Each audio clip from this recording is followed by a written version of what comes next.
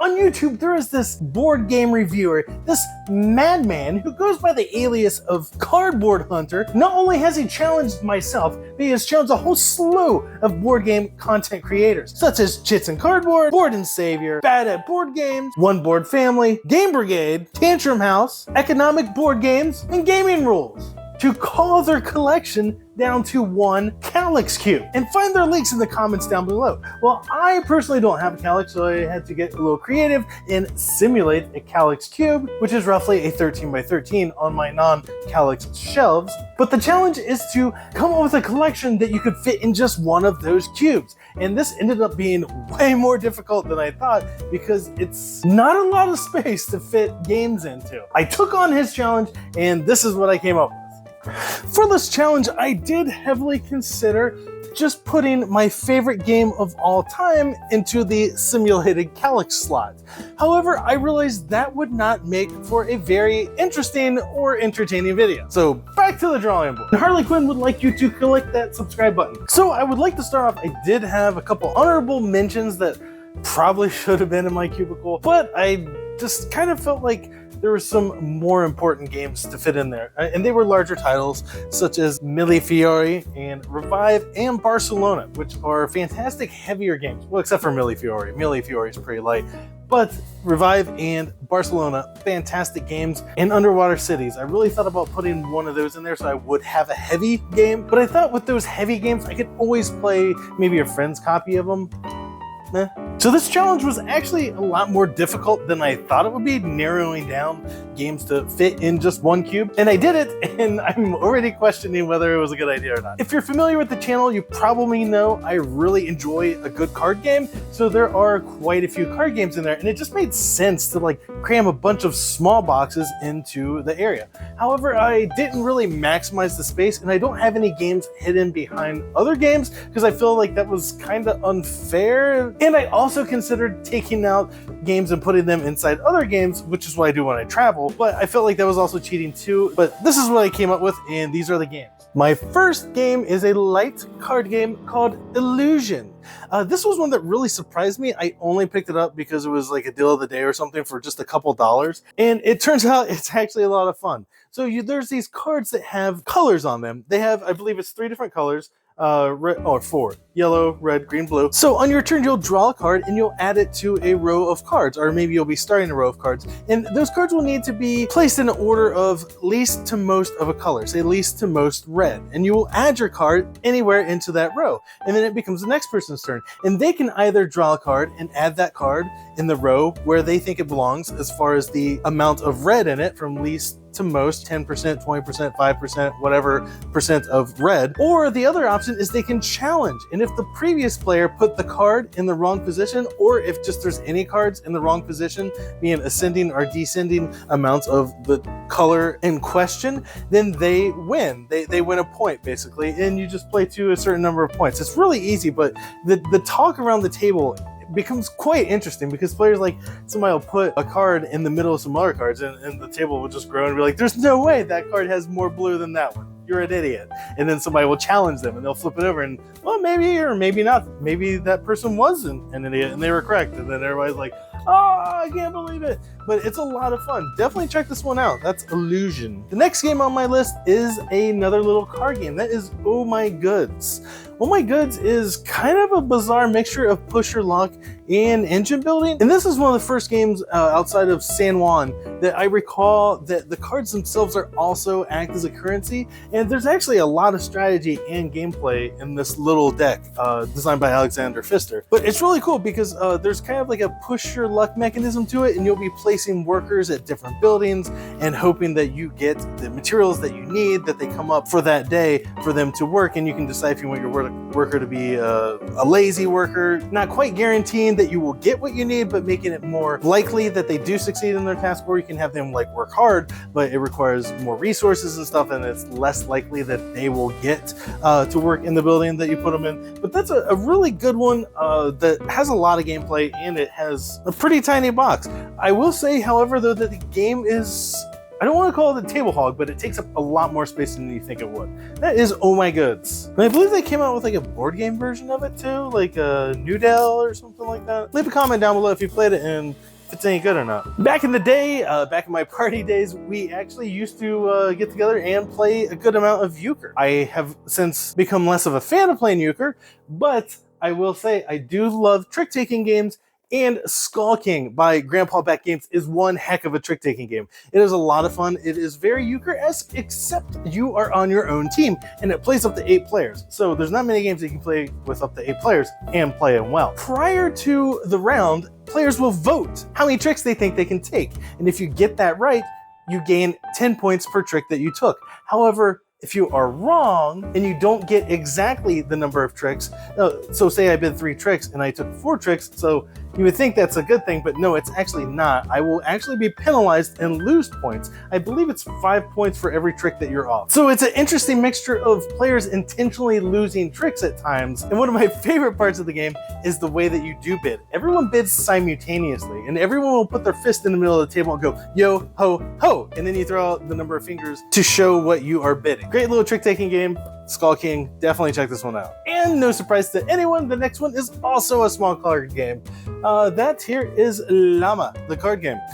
This is kind of Uno-ish if Uno didn't suck, kind of a push your luck game. Basically, the cards, when you play them in the discard pile, they have to go in sequence 1, 2, 3, 4, 5, 6, and then a llama resets the sequence. You have to play the same number that's already on top of the discard pile or exactly 1 higher.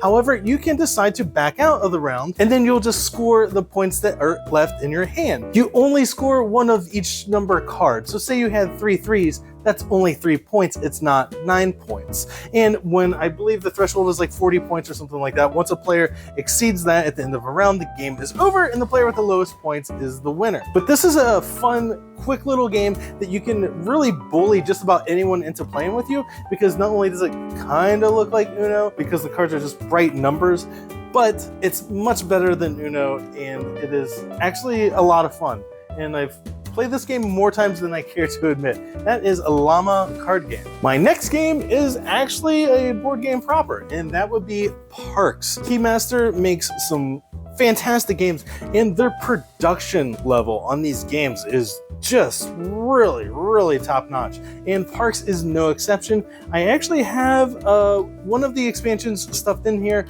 The expansions aren't necessary. However, Parks is a fantastic light middleweight-ish game, really easy to teach, or I will say it's easy to get players going and playing the game. There actually are quite a few things that add some complexity to the game. However, it isn't very intimidating. Basically, you are hikers going along trails through these parks, and you can go as far as you like. However, you cannot backtrack on the board. So you may want to buzz forward to get a resource that you need, but you're also missing all these other spaces because you can only occupy the same place as another player a limited amount of times per round. So there's that, do you go slow and steady and try to pick up everything that you can, or do you maybe go ahead a little bit and pick up the resources that you really need? Because players will be gaining resources in this basically they call it visiting parks, but fulfill orders. They will require 2 waters and a tree. So do you blaze ahead to the only open tree spot? But you're also bypassing some resources that you could use for other cards. And it's beautiful as all get out. The components are amazing. The trays that come with it are ridiculous in a good way. All the pieces are fantastic little wooden maples. Just everything's great. That's Parks. It's just great. And back to the tiny card games again. Scout.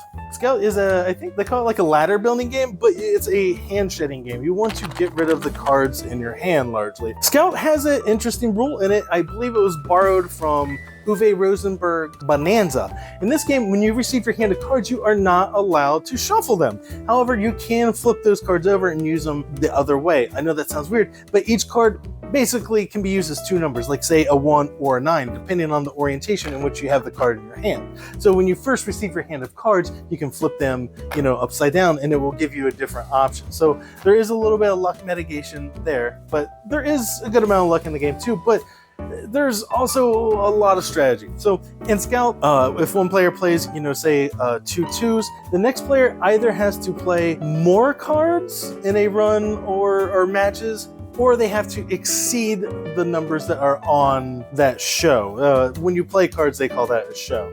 So that 2-2 could be beat by a 3-3, or it could be beat by a run that is more cards, like a 2-3-4, you know, because that's 3 cards versus the 2 that was played. And if you can't beat that show that the player played, you can scout, which thematically is you taking circus performers from their circus. And you would take either the top or bottom card that that player laid on the table for their show, and you add it to your hand. And that's where it becomes interesting, because you can't arrange the cards in your hand. You have to play them and keep them in the order in which you receive them. But when you scout, you draw that card, and that's when you get to tuck it strategically, hopefully, into a place that could maybe open up a bigger show that you could play to beat someone at a later time. And it's just, and it has a tiny little box. I believe they came out with the Target version, and the Target version like has that weird, horrible tuck box.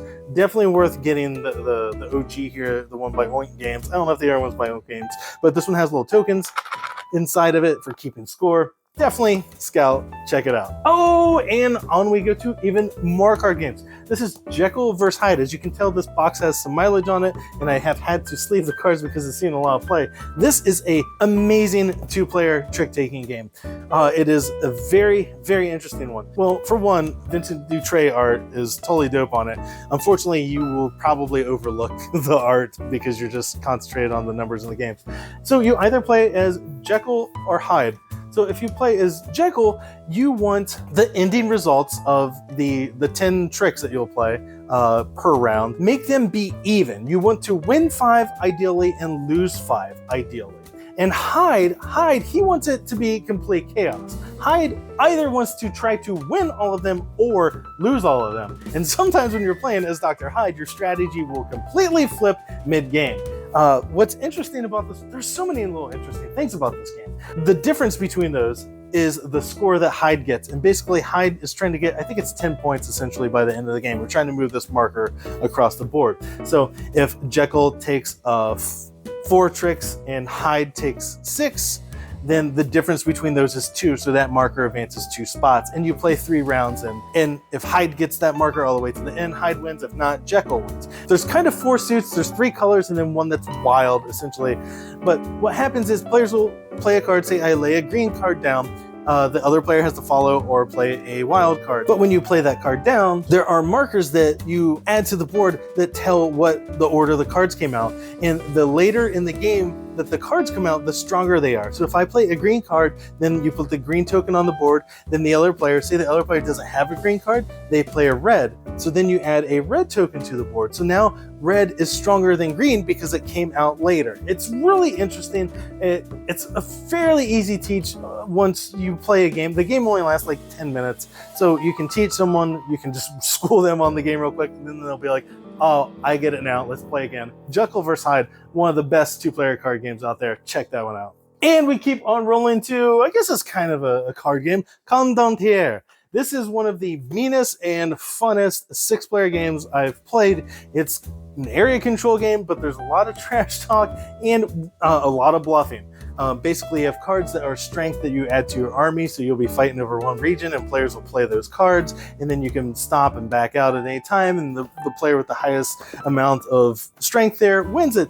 The only problem is you don't always get cards, and you don't always get those cards back. So, you know, do you blow your load early on this particular region, or do you save it and wait until you are fighting for a territory that is absolutely vital? And I believe I think it's 5. If you get 5 of your tokens or control 5 regions, you win, or if you get 3 adjacent ones. So that little rule there adds a little bit of chaos too. Consolidate, there's some special cards in there too that do things such as like end the war immediately, and it's just a hootin' good time. Consolidate. If you have played games with me, you do know that Biblios is one of my favorite games.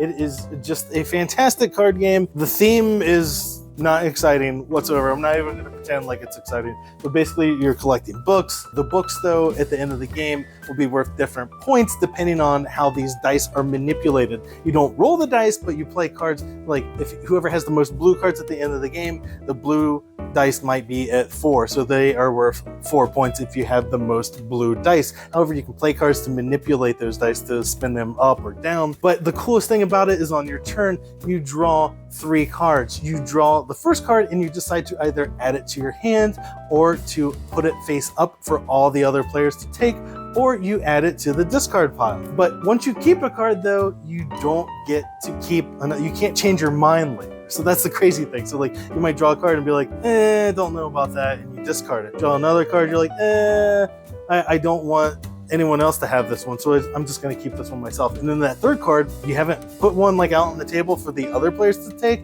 and you look at that and you're like, oh crap, that's the best card, but you already discarded one, you already took one, so now that card has to go face up on the table, and then going around the table, players will get to pick those cards that you put face up. Really cool mechanism, definitely a great game. And moving on, Las Vegas. If you've never played this game, I feel sorry for you because I don't know how you're gonna get it. It's kind of hard to find a copy of it, especially for a reasonable price. They did redo it and called it Las Vegas Royale. I am searching for that one. Leave a comment down below if you played either one, or if you're looking to unload your Las Vegas Royale, because I will buy it. This is one of my go-to games, especially for new players, or if, you know, it's the end of a night and you're not feeling like playing any more heavy games. Las Vegas, awesome. It is a dice chucking area control game. You roll your dice, and then there are 6 different casinos. You will choose one of those casinos. Say I roll my dice, I could take all the 3s and put all my 3s on the number 3 casino. And then later it comes around to me, I roll the dice that I have remaining. I roll those and say I have 2 6s. I can put my 2 6s on the 6th casino. Each one of those casinos will have money cards laid next to them. So at the end of a round, once all players have placed their dice, the player with the most dice on each casino gets the pot that's there at that casino. And you can always add more dice to casinos that you previously had dice on throughout the game. And the laughter and trash talking that can ensue during this game, there's a very important rule in this game where if you tie for the number of dice on one of the locations, for all players that tied cannot win it. So then it goes down to the next person, which is hilarious. When there's a big bounty on a casino, 2 players are tied for it, and then the 3rd player comes in, and the 3rd player ties them, and then there's 3 players are tied, and then a 4th player just comes in and just poops one little dice on there, and then they win the bounty on that location. It is hilarious. It says it plays 5 players. I keep an extra set of dice in there and play it with 6 quite often actually, and it works just fine. Usually not a house rule person, but this game is so much fun, and I really, really wish it played 6, and it does. It plays 6. Just add another set of dice in there. And so Raw. Raw is one of my favorite, I don't know if you want to call it push your luck, but it's kind of a push your luck auction game. And this 25th century one is amazing. You got to get the Pharaoh edition. I mean, you don't have to, but it has these amazing metal coins that are like 2 different kinds of metals. It has wooden tokens with a gigantic bag that you can fit all the tokens in and your big whatever hands into it. A classic that has been, I think this is like the 3rd printing of it. Excellent set collecting game. Basically, you draw tiles out of a bag. There are bad tiles that are raw tiles that will kind of push the game along and cause auctions to happen when you might not necessarily want them to. On your turn, you either draw a tile and add it to a display, or you choose to start an auction on that display. But the bidding is interesting because you are limited to these bidding discs that you have. And when you do win a bid, you put your bidding disc in the center, and now that bidding disc that you bid becomes part of the next auction. So that's kind of interesting because like if you have a good number disc, you may not want to spend it necessarily to win something, because you could be winning an auction disc along with the offering or whatever it's called that sucks. So, you know, if you have like the 12 or 13 auction disc or something, you may not want to bid that, even if it is a good bounty up there. Anyways, I'm doing a horrible job of explaining how this game works, but that is Raw. Excellent push your luck auction game with fabulous production. And back to the small card games again. Sea Salt and Paper. I know this one kind of slipped under my radar for a few minutes, but I picked this one up just because the art, really. And we have been absolutely playing the crap out of this game. And I think this is the 2nd printing, so the cards are actually kind of a really thin, poopy quality. However, was turned onto Dragon Shield sleeves. The perfect fit sleeves fit this game because the box is so tiny, the cards just barely fit inside there. But this one I needed to sleeve because it was getting so much play. And I know it's no expensive game, just buy another copy when you run out. Well, the problem with this game is there are a few cards in the game, mermaids, and if one of those 4 mermaids gets damaged, the whole deck is kind of screwed, because the way the game works, you don't want any of the cards to get marked in this one. But this is a great kind of set collecting game. So on your turn, you will either draw one of the cards that are on top of one of the 2 discard piles, or you will draw 2 cards from the top of the deck and discard one of them and keep one. And you are trying to collect duos, is what they call them. And if you have, say, 2 crabs, you can play them, and then that duo will give you a special ability. It will give you a point, but it will also give you a special ability of, I believe the crabs are, you choose one of the discard piles and you can go through it without shuffling and choose one of those cards to add to your hand. And so all the cards will give you these special abilities when you play a duo of them, along with the point. In addition to, a lot of cards are set collecting. Like if you collect these shells, if you have 1 shell, it's for 0. If you have 2 shells, it's for 3. But you know how that works. But what's interesting about it is the round ends when the player either at the end of their turn says stop and they show that they have 7 or more points, or that player can say last chance, giving the other players around the table one last time to take a turn. And if that player who ended the round called stop, players just tally their points. But if they said last chance, if they had the highest score, they will score their points as normal, plus a color bonus. And the color bonus is whichever color you have the most of, you score 1 point per card. Now the other players at the table, they will only score their color bonus. So you can really hurt someone's score that way. Now, if the person called last chance and they didn't have the highest score, well, they kind of screw themselves, because everyone else then scores their points like normal, and that person that made the bid and didn't win, they will only get to score their color bonus. So it's kind of risky, but man, sea salt and paper, it's pretty, and it's a good one. And my final game in here was a tough one, because this is the one that I thought I should probably put,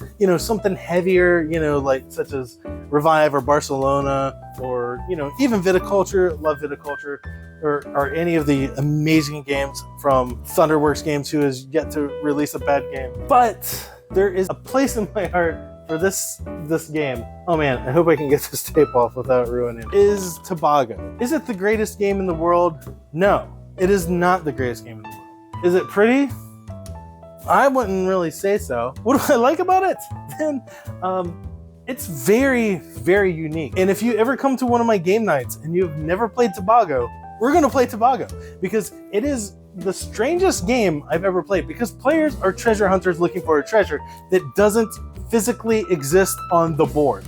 Basically, you play cards on your turn to narrow down the possibilities of where this treasure could be on the board. So you might play a card that says, this treasure is not in a jungle. So now you know that on the map, it's not in the jungle. Then another player might play a card and it says, this treasure is within 2 spaces of a river. So now you're starting to slowly narrow down where this treasure is. And there are multiple treasures, and you want to narrow these treasures down because you have your little jeeps and you can drive them around the board. And when you get to a treasure, it gets really interesting. Once a player discovers the treasure and you narrow down the 1 space and they get there with their jeep, each player who played a card or a clue to narrow down that treasure then receives a treasure card, but they don't get to add that to their bounty just yet. What happens is they secretly look at that card. The player who found it collects all the treasure cards, adds one from the deck, shuffles them, and there are cursed treasures. So if one of those shows up, it clears out the whole auction and nobody gets anything. But basically that player shuffles those cards and then reveals them one at a time.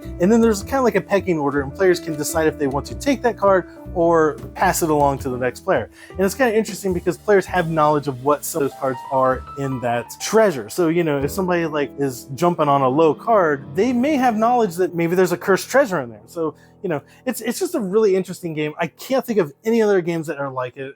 That's Tobago. If you ever see this one out in the wild, definitely pick it up. It is an interesting game. And that's why it is in my little cubicle there. And that's it. That's all the games I have in there.